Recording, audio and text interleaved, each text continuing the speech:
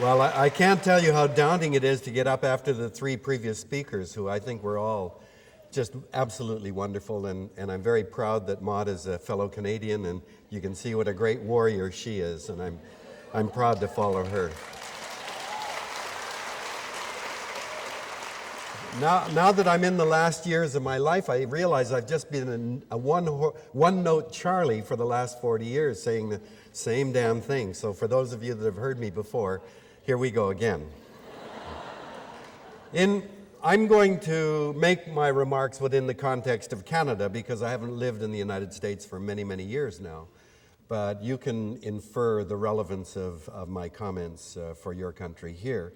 In Canada, for years, we've been bludgeoned by the mantra over and over again that the economy is the most important thing in our society. We've been told that we have to sacrifice for the sake of the economy, that we have to give up social services in our communities for the sake of the economy. So the economy in my society is seen as the source of everything that matters. I actually had a minister of the environment who said to me, "Listen, Suzuki, if we don't have a strong growing economy, we can't afford to protect the environment." And as a biologist, this has never made any sense to me, to say that the economy is the bottom line when there's a much greater reality, and that is that we as biological creatures live within the confines of the biosphere, the zone of air, water, and land where life exists. And it's the biosphere that gives us everything. You take this room, from the air you can't see to the glass, the metal, the plastic, the energy, everything has come from the earth. And when we're finished with it, we'll throw it back into the earth. So it's the biosphere that is really the source of everything that matters to us, including the economy. So I have, as a biologist, a very different bottom line from the one that we've been told over and over again we have to bow down before. And in order to explain what my bottom line is and try to convince you, I have to give you a bit of background. I was a junior at Amherst College when because I was a biology student, I had to take genetics. And in my junior year, I fell absolutely madly in love with the elegance and the precision of genetics. So I decided then that I was going to become a geneticist. And in the fall of 1957, when I was starting my senior year at Amherst, I, along with people around the world, was shocked and electrified by the announcement that the Soviet Union had launched Sputnik. I mean, most of us didn't even know there was a space program going. And in the agonizing months that followed, some of you here may be as old as I am and can remember the rockets blowing up on the launch pad and getting off the ground and blowing up. We saw the American program, just in its infancy, fail again and again as the Soviets announced one first after another. The first animal in space, Laika, dog. The first human in space, Yuri Gagarin. The first team of cosmonauts in space. The first woman in space. And we realized how advanced the Soviet Union was in engineering and science. And so in true American fashion, the decision was made to catch up. And even though I was a Canadian living in the United States, I benefited. It was a wonderful time to be a student. If you had a warm body and said, "I'm interested in science," they threw money at you like mad. So when I went to graduate school at the University of Chicago, we were taught, and I believed, that science is the most powerful way of knowing, that through science we push back the curtains of ignorance to reveal the deepest secrets of the cosmos. Through science, we acquire the knowledge to understand and manage the world around us, and life through science would get better and better. I believed it. That's what I taught my students when I became a professor. So I returned to Canada in 1962, and I was determined to be a hotshot scientist and make my name. Now, my field was genetics, and genetics was the ultimate descendant of the Newtonian paradigm that looked out at the world and saw the universe as a giant mechanical construct. He called it a clockwork mechanism. Ever since Newton, we've looked at the world as if it's a big machine. And through the Newtonian approach, we would look and focus on parts of that great machine. hoping eventually, if we could understand enough of the parts, we could put them all back together and reconstruct an explanation of the whole. That, of course, is called reductionism, and genetics is the essence of a reductionist approach. I was trained to study genetics in fruit flies. We didn't give a damn about fruit flies. We used to call them flying bags of chromosomes, because we were focused on genes and chromosomes. So that was my beginning then as a reductionist scientist. I got my first grown-up job as an assistant professor at the University of Alberta, and I was ready to make my mark, and I got completely sidelined by a woman. And that's, ever since puberty, that's happened to me over and over again, usually disastrous, but in this case, one of my greatest regrets is that I never met her, but she had as great an impact on my life as any woman I've ever known. Her name was Rachel Carson. In 1962, Rachel Carson published Silent Spring. And as I read that, the message to me as a geneticist was, you guys are really clever. You can go in the lab and invent all kinds of things like DDT. But in the real world, everything is connected to everything else. So you may invent a chemical that will kill insects that are pests to humans, but because everything is connected, you're going to end up affecting fish and birds and human beings. And because of Rachel Carson and the message to me, I was pulled out of the laboratory and, like millions of people around the world, was swept up in what we now recognize was the modern environmental movement. In British Columbia, the first issue that I got involved in was the American proposal to test nuclear weapons in Amchitka in the Aleutian Islands. And British Columbians felt that that wasn't right, that we should have been consulted. And of course, Americans were no different then than you are now. They said, to hell with you, we'll blow them up. And you did. But the important point was that out of that, Greenpeace was born in Vancouver. A lot of people don't know that Greenpeace is a Canadian organization that started in Vancouver in protest against Amchitka. We were swept up in protests against offshore drilling for oil in Hecate Strait, a mega dam on the Peace River at Site C, clear-cut logging in BC, and pollution from pulp mills. And those battles continue to the present day. In my mind, the issue was simple. Human beings are taking too much stuff out of our surroundings and putting too much toxic material and garbage back into it.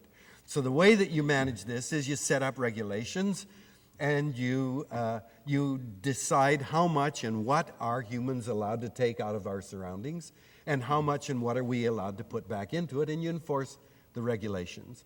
So in addition to protesting and blockading, some of us were lobbying governments and saying we need ministries of the environment. You know, before Rachel Carson, there were no environment ministries anywhere in the world. It wasn't even an issue until she raised the warning flags. So we wanted ministries of the environment. We wanted legislation to protect the air, the water, the soil, and biodiversity, and we wanted the infrastructure to enforce that. By the early 1970s, for me, it became crystal clear that this wouldn't work. And the reason it won't work was told to us by Rachel Carson. We don't know enough about how the world works to be able to set the limits. How could we have set the limits on DDT when Paul Mueller first showed that it was an insecticide in the 1930s? How could we have managed that when it was only when eagles began to disappear that biologists discovered the phenomenon of biomagnification? No way that we could have decided beforehand the regulation of pesticides in advance. CFC is the same thing. No one could have predicted the ultimate consequence of CFCs up in the atmosphere where ultraviolet would break chlorine-free radicals and scavenge ozone layer. Most of us had never known there was an ozone layer up there when scientists began to say CFCs were destroying the ozone layer.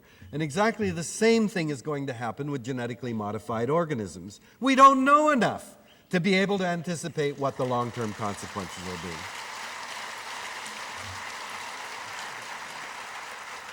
For me as a scientist, this was a very severe crisis. We're not going to stop science. We can't stop technological innovation.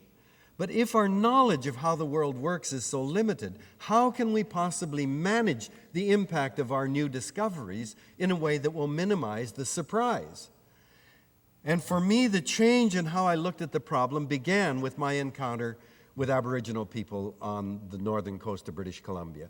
In the late 1970s, I decided to do a film about the battle over logging on the Queen Charlotte Islands, the land that the Haida people call Haida Gwaii.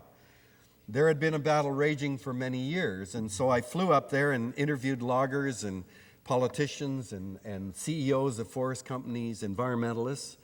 And one of them was a Haida activist who had led the battle against logging for many years. And I said to him, listen, you've got over 80% unemployment in your communities, yet many of the loggers are Haida. So, and a lot of the non-Haida loggers, they come into your community and they shop in your stores and use your barber shops and your bakery stores. They're adding value to your community economically. Why are you against the logging when it's good for your community economically? And his answer was very simple. Sure, they could cut the trees down and we'll still be here.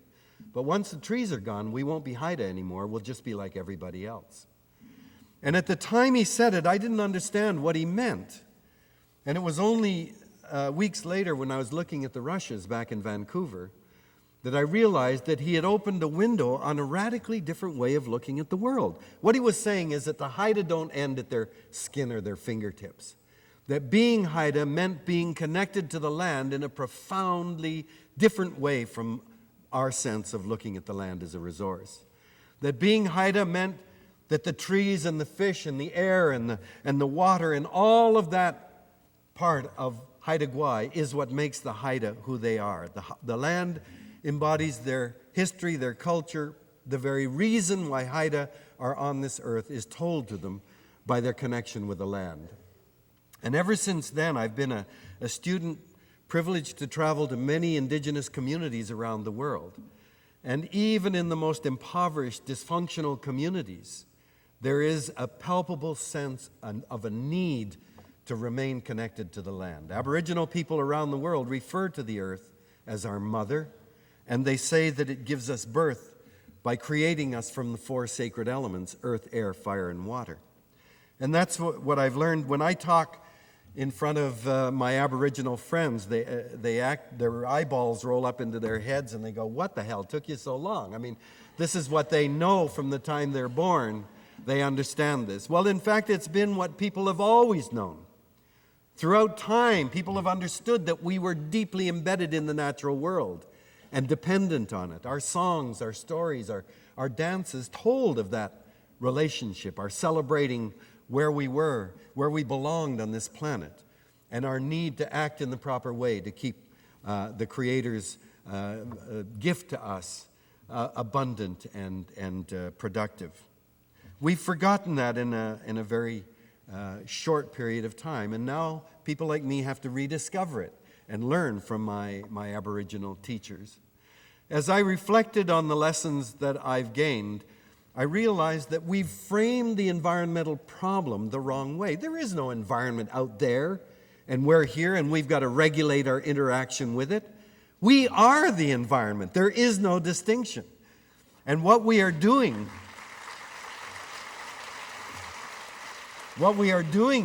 to our surroundings, we're doing directly to ourselves. Now, this is not rocket science. This is the most obvious thing when you think about it. Maud talked about the continuity of water molecules, our legacy since the beginning of time. The same thing with air. You know, we don't think about air, but from the moment every one of us left our mother's body to the last gasp on our deathbed, we need air 15 to 40 times a minute. We breathe air deep into the most moist, warm, intimate parts of our bodies, and we fuse to the air. When you think of the destiny of the air we breathe in, our lungs are filled with about 300 million alveoli, these little capsules. We need all of those alveoli to make the surface area to come into contact with the air. If you flattened out all of the alveoli onto 2 dimensions, they would cover a tennis court. So that much surface area is all wrinkled up into our lungs. And then along lining each alveolus is a 3-layered membrane called a surfactant. The surfactant reduces surface tension, so when the air comes into contact with it, it fuses to the surfactant. Carbon dioxide rushes out, oxygen and whatever else is in that air is sucked into our bodies, The oxygen is picked up by red blood cells, and with every beat of our heart, that oxygen is delivered to all parts of our bodies. The point is, you can't draw a line and say the air ends here and I begin there. There is no line. The air is in us, it's fused to us, and it's circulating throughout our bodies. We are the air in the most profound way.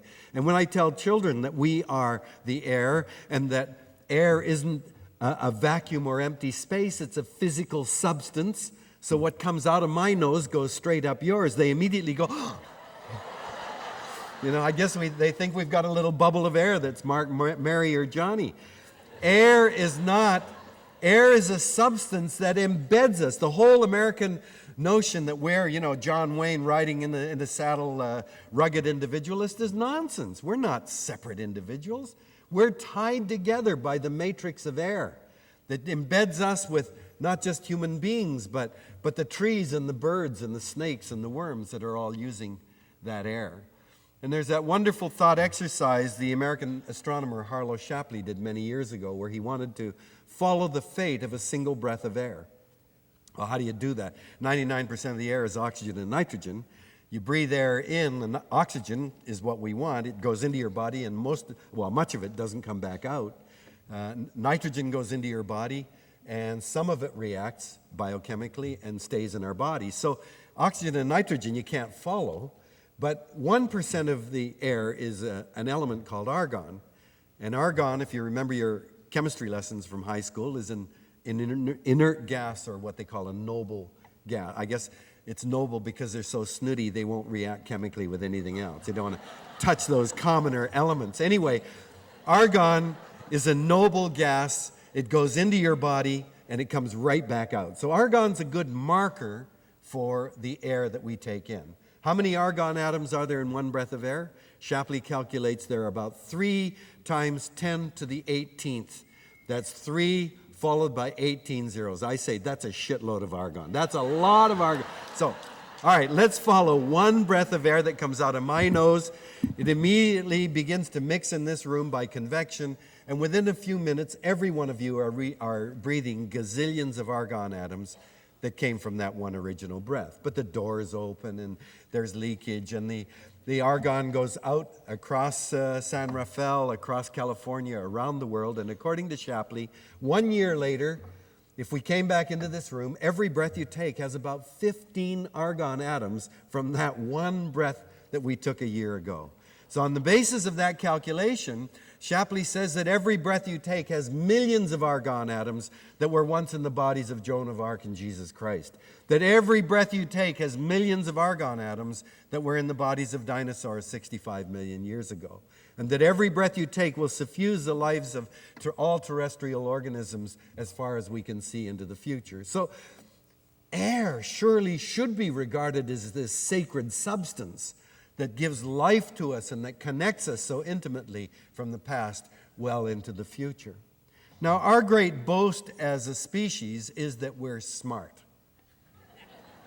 We're intelligent. Well, we're clever.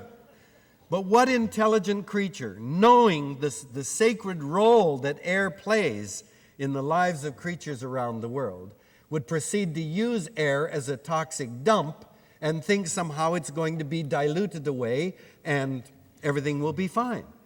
I calculate at my age that I have taken over 350 million breaths. That's 1 to 4 liters of air sucked deep into my body and filtered whatever was in it. The idea that we can use air then and it's going to go away is absurd. We are the air, and what we do to the air, we do directly to ourselves. And what grieves me today, in Canada, not long ago, coal miners took canaries down in the mines in Cape Breton. And the reason for that, of course, is that canaries are hypersensitive to hydrogen sulfide, or sour gas, which is poisonous. Canary keeled over. The miners didn't say, "Hey, Jack, come over, have a look at this bird. What do you think? They hauled their asses out of there as fast as they could go. That's why they took the canary down in the mines. Today, canaries are falling all over the planet. Plant and animal species that can no longer survive because of what we've done to the air. And we've ignored them. And now what has happened? Our own children have become the canaries, and we still ignore it. Today in Canada, 1 out of 5 children will develop asthma. When I was a boy growing up in the 1930s, we'd never even heard the word asthma.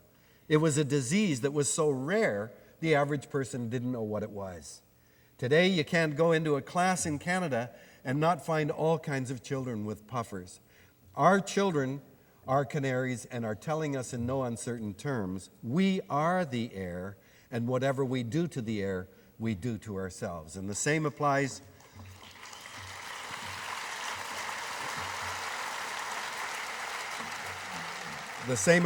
to water. We are water, over 60% water by weight. And the water we drink, as Maud showed so eloquently, is not just San Rafael water, it's not Vancouver water. The water circulates around the planet through the hydrologic cycle, so that whatever we do to the water, we're going to do to ourselves, and it comes from all over the planet. We are the earth because every bit of the food that we eat was once alive, and most of it comes, 98% of it or so, comes from the soil, the earth. We are the earth in the most profound way, and we are fire because every bit of the energy in our bodies that we need to live, grow, and move was once sunlight that's been captured by plants, converted into chemical energy that we then consume. We are indeed created from the earth by the four sacred elements. And as an intelligent, or at least a species that boasts of intelligence, it seems to me that that kind of knowledge ought to profoundly affect the way we treat our mother. And right now, we're not treating our mother in a way that is at all respectful.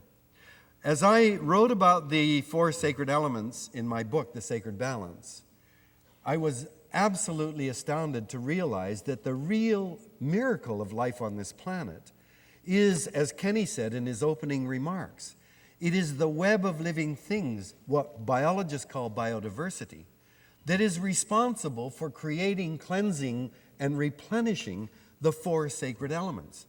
It was plants that created the oxygen-rich atmosphere that we have. Before there were plants, the air was absolutely toxic to animals like us. It's microorganisms and plant roots in the soil that filter water for us. In Vancouver, we don't filter our water at all. We get it from 3 watersheds surrounded by old-growth rainforest, and I believe we have the best water in the world because it's life that's filtering the water for us. Life provides every bit of the food that we need to exist because it was all of our food was once alive, and life created soil that we grow our food in. Before there was life on Earth, there was no soil anywhere on the planet. And finally, life provides us with all of the fuel, other than nuclear, all of the fuel that we need, whether it's wood, peat, coal, oil, gas, all of that represents sunlight captured by plants that we liberate on burning. And it was life that created fire on the earth itself. Before there was any life on Earth, there was no fire anywhere on the planet because in order to have fire, you need oxygen. So the miracle of life on this planet is not that we are created out of the earth by the 4 sacred elements, but that it is life itself that continues to provide those elements for us. Now we say we're intelligent.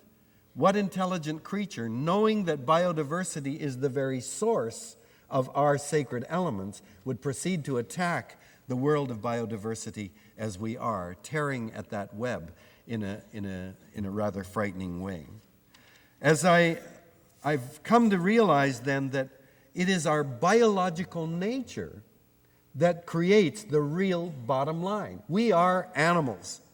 And as animals, if we don't have clean air, clean water, clean soil, and clean energy and biodiversity, we just don't live, or we sicken. So those surely should be regarded as the real bottom line. Now, I find, especially in the southern part of the United States, this is a very hard thing to sell people. I was in Dallas a while ago, and there were a number of kids in the audience, and I said to the kids, now, if you remember one thing from my talk, remember that we are animals. Man, did their parents get pissed off at me. Don't call my Johnny an animal. We're human beings. We don't like to be called animals. And yet it is our animal nature that dictates the real bottom line. And once you can secure or ensure those basic needs, then it turns out that there is another level need that we have that is dictated by the fact that we are social creatures. As social animals, the most fundamental need we have to be fully human turns out to be love. 1 minute. Okay. I can't cover love and spirit in a minute. I'm sorry. Anyway, so what? Let me end at that then. That we forget our bio. No, we've been on time, and I'm not going to be the one to wreck it. I want to thank you very much for listening to me, and I think that what we need to do is to get right down to what we are as biological creatures and realize that dictates our most elementary needs, and that we are social and spiritual creatures that we have to satisfy every bit as much. And then we begin to ask the important question: how do we create an economy? How do we create a society that is built on the protection of our real fundamental needs? Thank you very much.